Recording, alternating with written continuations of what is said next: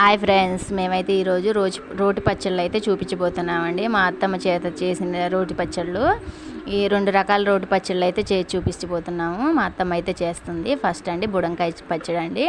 ఎండుమిరపకాయలు అనేది కొంచెం రోట్లో వేసి దంచింది. వాటిని దంచిన తర్వాత చింతపండు, సాల్ట్, కొంచెం వెల్లిపాయ అయితే వేసి కచ్చాపిచ్చా అయితే దంచిందండి.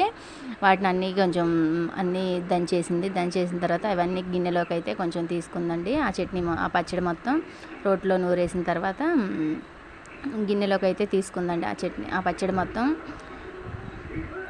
గిన్నెలోకి తీసుకున్నాక ఇప్పుడు దాన్ని అయితే తాలింపు పెట్టిపోతుందండి. కళాయి అయితే గ్యాస్ మీద పెట్టుకొని దాంట్లో కొంచెం ఆయిల్ వేసుకుంది. ఆయిల్ తర్వాత ఎండుమిరపకాయలు వేసిందండి. ఎండుమిరపకాయలు వేసిన తర్వాత దాంట్లోనే కొంచెం పసుపు అయితే వేసింది. తర్వాత తాలింపు గింజలు అయితే వేసిందండి. తర్వాత కొంచెం కరివేపాకు వేసింది. కరివేపాకు వేసిన తర్వాత ఈ పచ్చడి మొత్తం ఆయిల్లో వేసిందండి. ఆయిల్లో వేసి 2 నిమిషాలు అయితే అలా మగ్గనిచ్చింది. దాని తర్వాత గిన్నెలోకి తీసుకుందండి. ఇప్పుడు దొండకాయ పచ్చడి అయితే చూపించబోతున్నాము.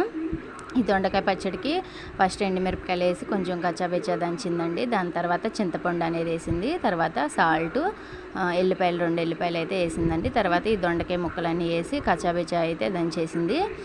తర్వాత అది మొత్తం కచ్చాపిచ్చా దంచిన తర్వాత ఒక గిన్నెలోకి అయితే తీసుకుంది. ఆ పచ్చడి మొత్తం ఒక గిన్నెలోకి తీసుకుందండి. దీన్ని కూడా ఇప్పుడు తాలింపు పెట్టబోతుంది.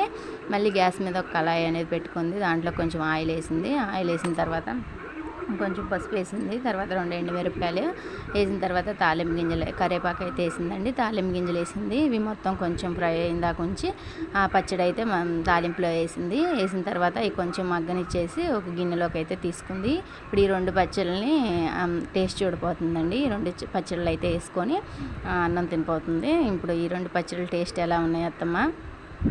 సూపర్గా ఉన్నాయి అంటుందండి. మీరు కూడా ఇలానే ఇంట్లో రోటి పచ్చళ్ళు అయితే చేసుకొని తింటున్నారా?